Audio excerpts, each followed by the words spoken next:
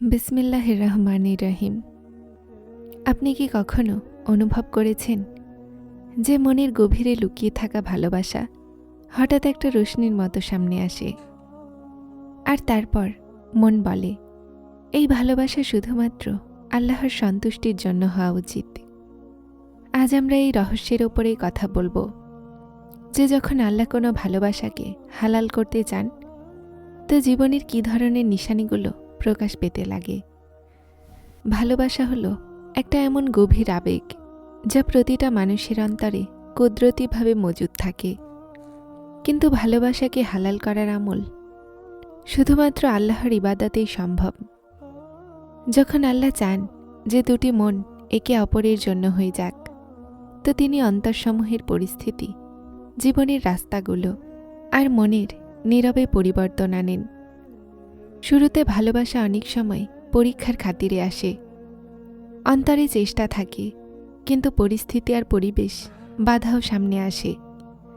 এই বাধাগুলো আল্লাহর তরফ থেকে একটা পরীক্ষা হয়, যেন এটা দেখা যায় যে এই ভালোবাসা শুধুমাত্র কথা পর্যন্ত সীমাবদ্ধ, নাকি মনের প্রশান্তি আর নিয়তের সাথে আছে। আল্লাহ যখন কোনো ভালোবাসাকে হালাল করার নিয়ত করেন, তো প্রথমে মনে ঈমানের ভিত্তি মজবুত করেন। মন দিনের কদর করতে লাগে। ভালোবাসায় সবর, সহ্য, লজ্জার মূল কারণ তৈরি হয়। এটা সেই মুহূর্ত হয় যখন মন বলে, আমি শুধুমাত্র আল্লাহর সন্তুষ্টির জন্য এই ভালোবাসা চাই, না দুনিয়াবি চাওয়ার জন্য। এই সময়ই ছোট ছোট নিশানিগুলোর প্রকাশ পায়। জীবনের পরিস্থিতি সহজ হতে শুরু করে, বাধাগুলো কম হয়ে যায়, আর মনের রাস্তা উন্নত হতে লাগে। এটা নিশানি যে আল্লাহ ওই ভালোবাসাকে হালাল করার কথা ভেবে নিয়েছেন। মনে রাখুন, আল্লাহর সন্তুষ্টি ছাড়া কোনো ভালোবাসা সফল হতে পারবে না। যদি মনে ভালোবাসা আল্লাহর হিদায়াত মোতাবেক থাকে আর মনের নিয়ত পবিত্র থাকে, তো আল্লাহ নিজে পরিস্থিতিকে উত্তম বানিয়ে দেন, মানুষের অন্তরগুলো নরম করে দেন, আর শেষমেশ ভালোবাসাকে শরীয়ত মোতাবেক হালাল করে দেন। মনের ভালোবাসা আল্লাহর মোতাবেক যখন পরিচালিত হয়, তো আল্লাহর উদ্দেশ্যে ভালোবাসা হালাল হওয়া শুরু হয়ে যায়। ভালোবাসার পরীক্ষা মনের নিয়তের পবিত্রতা আর ছোট ছোট নিশানিগুলোর প্রকাশ এটাই প্রমাণ করে যে আল্লাহ এই ভালোবাসাকে কবুল করেছেন, আর সেটাকে হালাল বানানোর প্রস্তুতি নিয়ে নিয়েছেন। যখন আল্লাহ কোনো ভালোবাসাকে হালাল করতে চান, তো সবচেয়ে প্রথমে মনের পরীক্ষা শুরু হয়ে যায়। ভালোবাসা শুধুমাত্র মনে চাওয়া থাকে না, বরং এটা শুধুমাত্র একটা নেক নিয়ত আর সবরের রাস্তা হয়ে যায়।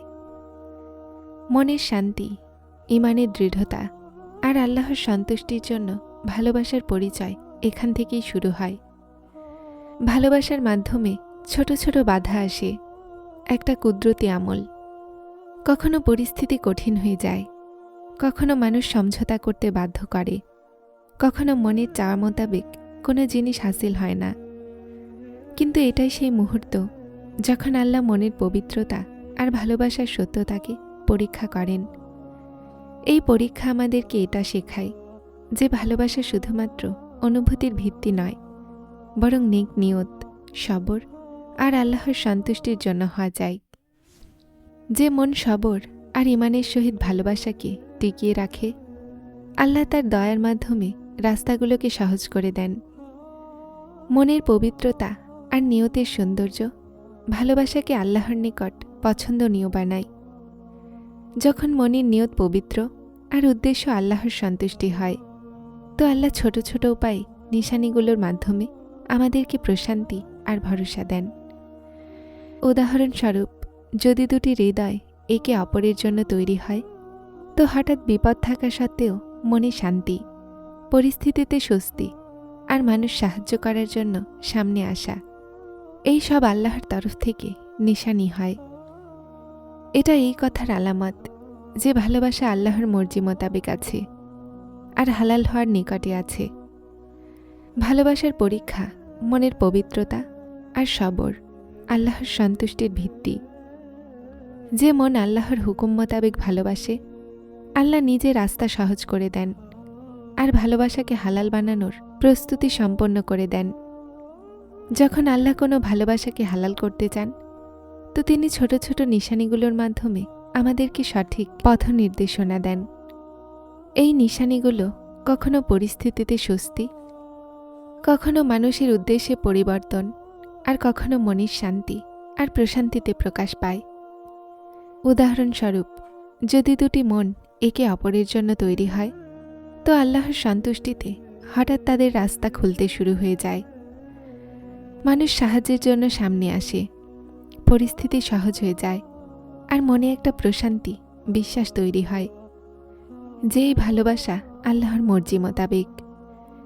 এই নিশানিগুলো আমাদেরকে এটা শেখায় যে ভালোবাসা শুধুমাত্র আবেগের নাম নয়, বরং আল্লাহর সন্তুষ্টির আর নেক নিয়তের ভিত্তিতে মজবুত হয়।